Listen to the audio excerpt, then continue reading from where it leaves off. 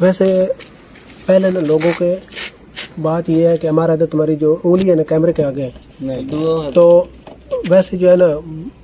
पहले लोगों का जो ईमान था ना वो बहुत पुख्ता था, यकीन पुख्ता था। उसकी वजह से जो है ना अल्लाह ताला जो मुसीबतें आती थी ना लोगों पे, थोड़ा सा मोबाइल पीछे करना, जो मुसीबतें आती थी ना लोगों पे या जो कोई परेशानी आती थी ना, उनका इतना यकीन और ईमान पुख्ता होता था कि वो काम करते थे ना, अल्लाह ताला उस मुसीबत को टाल देता था। तो मैं आपको इसकी एक मिसाल सुनाता हूँ कि ये जो दरिया है ना, दरिया के जो नज़दीक इलाके होते हैं ना, दरिया उन्होंने लांदा ढा, पंजाबी में मैं आपको सुनाता हूँ। ढा मसलन इन लांदा लोगों की ज़मीन विच आवे ने, उतने कितने कितने मुरब्बे जड़े ना ज़मीन दे विच आवे ने, ते लोगों का ना ईमान होंदा ही, यकीन होंदा ही कि ओ जनाब ना कोई चीज़ जड़ा ना पका के ते ओ जड़ा ना या उत्थे ना दरिया किनारे आके ना बहंदे ना आके ते उत्थे आदे न या खिदर ख्वाज। साढ़े पंजाबी लोग हैं, हज़रत खिज़र अलैहिस्सलाम जो है ना उन्होंने दी पानी उत्ते हुकूमत अल्लाह ताला उन्होंने दी ते ओ लोग जड़े ना वो ये यकीन ते ईमान लैके ना उत्थे आंदे हैं ते ओ जी कोई चीज़ उन्हें पकाई होंदी है या जी नहीं भी पकाई होंदी ना, तो उत्थे आके ना अपनी अर्ज़ करेंदे हैं कि या खिदर ख्वाज साढ़े ते जी मुसीबत आई हुई ना ये टाल दे। अच्छा, वो जो दरिया में बोलते या खिज़र इसलिए बोलते, मैं कहता हूँ ये होता क्या है? खिज़र अलैहिस्सलाम जड़े ना अच्छा, उन्होंने अल्लाह ताला हुकूमत दी है पानी ते, ते ओ लोग आदे ने या खिदर ख्वाज साढ़े ते जी मुसीबत आई टाल दे। उन्हों का ईमान पुख्ता होंदा, यकीन पुख्ता होंदा, उस दी वजह ते अल्लाह ताला उन्होंने मुसीबत टाल देंदा। इसी तरह ना हमारे उधर गांव में ना इस तरह होता था कि ये ना जानवरों पे ना कुछ सालों के बाद जो है ना बाहर आ जाते, बाहर मसलन इंज कि उन बेचारे ते ना बीमारियां आ गई, बीमारियां की वजह तो ना इतने जानवर जो डंगर मरदे हैं, वो हर लोगों के किसी के हराम होने, किसी के जनाब हलाल होने, तो बड़े डंगर मरदे हैं। वो जिस तरह जिस वक्त इस किस्म की कोई मुसीबत आती है, कदे कदे बंदे भी ना बहुत ज़्यादा बीमार होंगे, बहुत ज़्यादा मौत होनी है, तो वो किस तरह की कोई मुसीबत आवे ना, तो लोगों का साढ़े पिंड के लोगों का यकीन है कि वो जनाब इस तरह करते हैं कि मस्जिद के चलान होंदा ही भाई सुबह ना सारे बंदे जड़े ना भो अपना उत्थे आके ना जमा कराओ, रखो आके, जितना भी है किसी को एक गड्डी है या 2 गड्डी है वो उत्थे आके रखो। उस तो बाद लोग ना दाना या आटा या चावल या जी कोई अनाज होवे ना घर वो भी लै आंदे न, उत्थे जनाब साढ़े कोल ना देगां पकदियां ते उस तो बाद जनाब जेह्ड़ा नाल मिट्टी बनदी है, मिट्टी बनाने तो बाद जेह्ड़ा ना साढ़े कोल इत्थे ना कब्रिस्तान दे विच इक ना हाफिज साहब हैं, अल्लाह ताला तो बड़े नेक बुजुर्ग हो गुजरे, उन्होंने दा दरबार है, उत्थे जनाब ना उसकी लिपाई करदे हैं, उसके गोल एक ना दीवार जी बनी उसकी लिपाई करदे हैं। उस तो बाद मस्जिद दी छत्तां दी लिपाई करदे हैं ते ओ नाले उत्ते सारे लोग मिल के जेह्ड़े ना दुआ करदे हैं, कुरान पाक पढ़दे हैं, ते अल्लाह ताला वो जेह्ड़ी मुसीबत है ना वो टाल दिंदा ही। ते ओ सिर्फ क्या होंदा भाई यकीन है कामिल होंदा ही कि अल्लाह ताला ये मुसीबत साडी ने टाल देनी, ते उसदी वजह तो अल्लाह ताला मुसीबत टाल दिंदी। हुण लोकां दे ईमान कमज़ोर हो गए ते हुण असीं ना किसी अपना बजुर्ग कोल बहंदे हैं या वैसे अल्लाह ताला कोल भी मंगदे हैं ना, तो सानू यकीन को नहीं होता बस सान जेह्ड़ा मिलना बस या अल्लाह दे दे दे दे दे दे, तो इस दी वजह तो बाद अल्लाह ताला भी उस हिसाब नाल नहीं मिलता। सिर्फ मंगना दा तरीका आंदा होवे, बंदा सही यकीन नाल अगर अल्लाह ताला कोल मंगे ना तो अल्लाह ताला जरूर देना। जिस ताईं गल एंड रिकॉर्ड वाड़े तो ते वाड़ा याद है मैं आखड़ा हूं आई तो लेकिन कंधे पे वाड़े तो बड़ी चास। अच्छा मैं एक मिनट पहले मेरी रूम सुना, ये जो है मैं एक बार ना साढ़े रिश्तेदार हैं ते साढ़े ना अबू और दे लगदे न फफेर, अच्छा उन्होंने जनाब पहली बारी तो आखिरी बार मैं मेरे ख्याल खोती ते बैठा, उस तो बाद मैं खोती को बैठा, वो जनाब असीं पट्ठे वड्ढन गए होए ते पट्ठे वड्ढ चोंगी खोती खैर ना चंगी तकड़ी खोती है ते वो कराटे बड़ी खेड़दी है ते वो जनाब ने खैर जिस बाहर रख दी वजह तो वत कराटे शराटे बोल पैंदी है, खाली हो गया ना तो कभी उन्हें रेडी है जो तो कराटे खेड़ खेड़ के जनाब जरा अपनी लत्तां दी जाब काट लेंदी है, तो कोई एक आधा गले नहीं लग वेंदी वो इंज हो गया जनाब। खोती देते ना हमारा दर मोबाइल पकड़ना, खोती देते ना पट्टे लदे चंगे सही बाणा बनाया जनाब, बना रहे उसे ना ते वो बाबा दा वो बाबे तो जेड़ा पोतरा ही ना उन्हें बोलने लगे वो गाड़ी ड्राइव करने लग गई स्टीयरिंग में हाथ मैंने आखने तुम पीछे बैठ, मैं आधा ना नहीं मैं तो कौन मैं नहीं मैं कौन निका ही मैं वो जनाब उन्होंने चाक मैं उसके पीछे चबाया बह गए से पहले तो झूठे में चास आई। अच्छा टूर पे से जनाब थोड़ा जी अगर गया ना तो खोती खाला टपना खोती जनाब छलांग मारी ना खाला टपी तो मैं पीछे तल रेडी कोई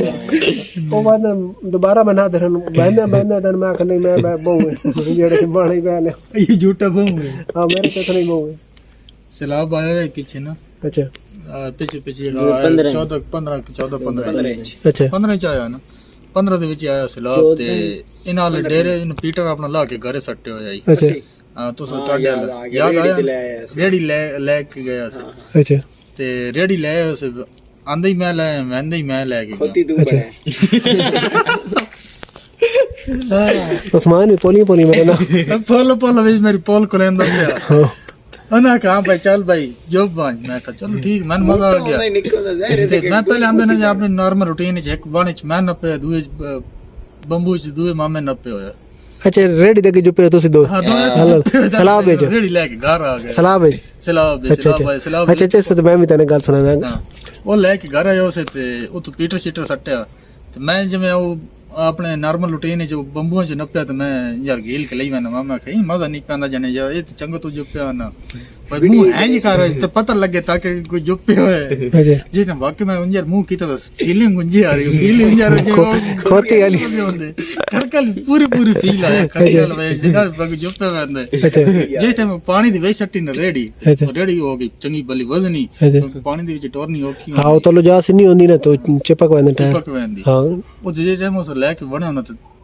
ਉਹ ਤਾਂ ਸਹੀ ਪਤਾ ਲੱਗਦਾ ਸਹੀ ਪਤਾ ਲੱਗ ਜਿਉਂ ਜਿਹਾ ਮੈਂ ਜ਼ੋਰ ਲਾਇਆ ਤੇ ਕੰਮ ਜਿਹੜਾ ਡਿਸਮਿਸ ਹੋ ਗਿਆ ਅੱਛਾ ਉਹ ਤਾਂ ਬੜੀ ਔਖੀ ਜੀ ਧੱਕਾ ਛੱਕਾ ਲਾ ਕੇ ਜਿਸ ਟਾਈਮ ਪੁੱਲੀ ਆਈ ਨਾ ਪੁੱਲੀ ਦੇ ਵਿੱਚ ਧੱਕਾ ਹੀ ਲਾਉਣ ਵਾਲੇ ਖਲੋ ਗਏ ਤੇ ਮੈਂ ਛੇਕ ਤੇ ਖਲੋ ਗਿਆ ਸਾਡੇ ਕੋਲ ਨਰ ਨਿਕਲੀ ਗਈ ਅੱਛਾ ਉਹ ਤੇ ਰੇੜੀ ਸੱਟੀ ਥਾਂ ਵਿਚਾਲੇ ਤੇ ਪੀਟਰ ਚੈਨ ਮੋਢੇ ਤੇ ਸੜ ਕੇ ਡੇਰੇ ਤੇ ਲੈ ਗਿਆ ਬੜੀ ਮੁਸ਼ਕਲ ਆਪਣੇ ਉਸੇ ਪਿੱਛੋਂ ਆਂਦਾ ਪੇ ਸਾਡਾ ਦੂਸਰਾ ਮਾਮਾ ਨਿੱਕਾ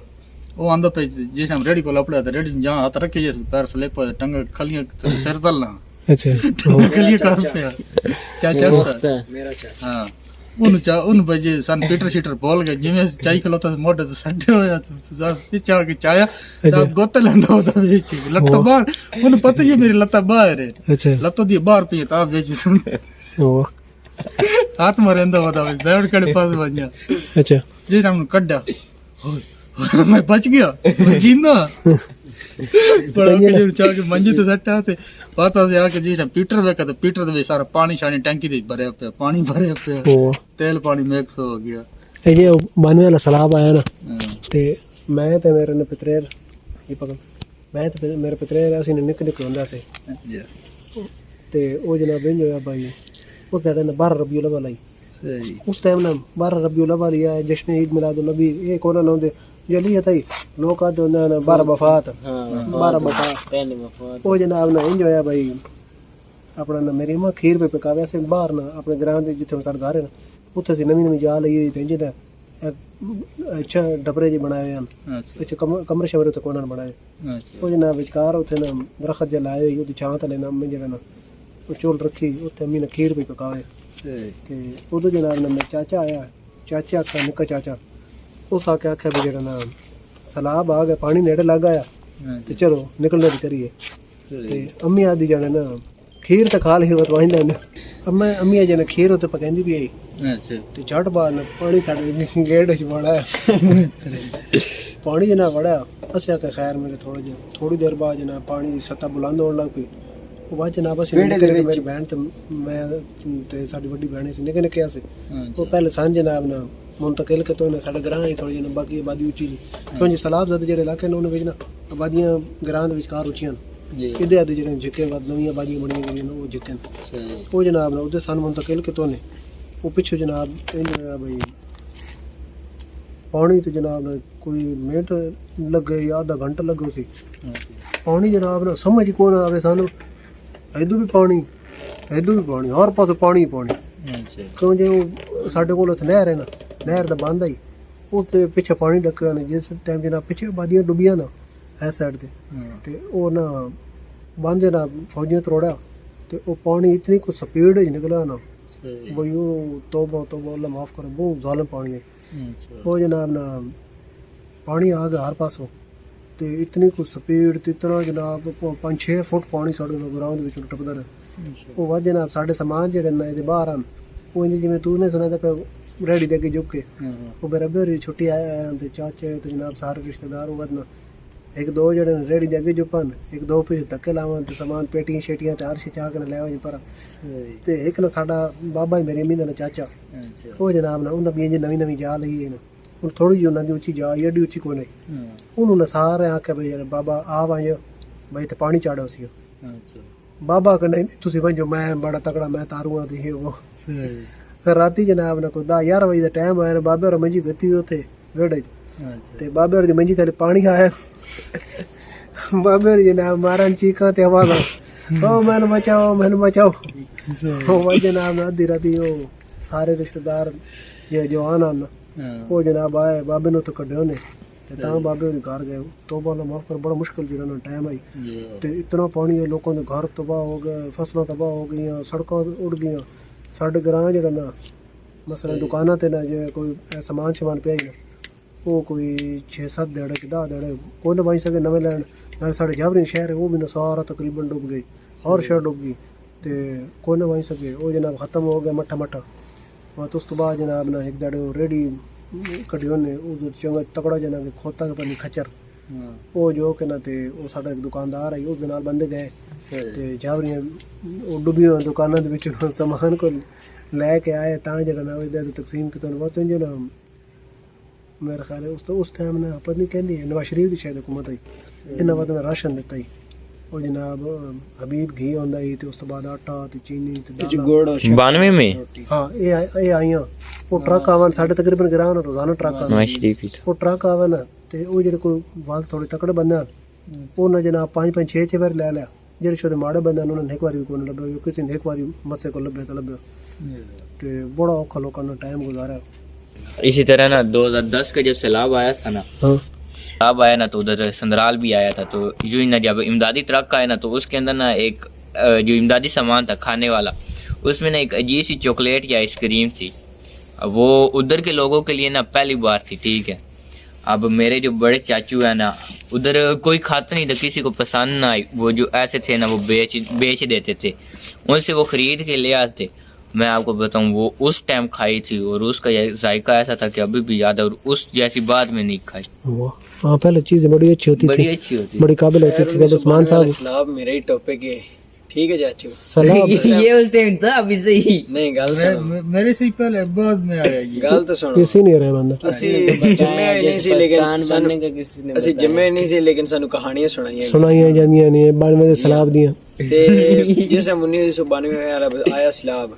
ਉਹ ਸਾਰੇ ਲੋਕਾਂ ਦੇ ਘਰੇ ਪਾਣੀ ਵੜ ਗਿਆ ਸਾਰੇ ਲੋग मस्जिद ਚ ਇਕੱਠੇ ਹੋ ਗਏ इंजन ने चाचू मस्जिद इकट्ठे हो गए मस्जिद सारे पानी आ नहीं सकता अल्लाह दा घर ही महफूज हो गया वो जिथे सोने जिथे चपला नहीं मस्जिद पई होंदी उस तक पानी आ गया लेकिन अंदर मस्जिद दाखिल ना होया वो बात तो सुने मौलवी जेड़ा हमीद है उस्ताद हमीद उन्हें मस्जिद वाली चपला जाए तक कुरान पढ़े ना पानी पीछे निकल गया पानी पीछे निकल गया फिर उथे सारे लोग इतने मस्जिद में आके जमा हो गए ना हेलीकॉप्टर आया कोई उन्हें कोई राशन माशन देते हैं उथे लोगों ने बड़ा मुश्किल टाइम गुजारे उथे बाद हालात ठीक हुए तो लोग अपने घरों का सर तेरे को कोई वाकया है सलाह वाला ये हो गया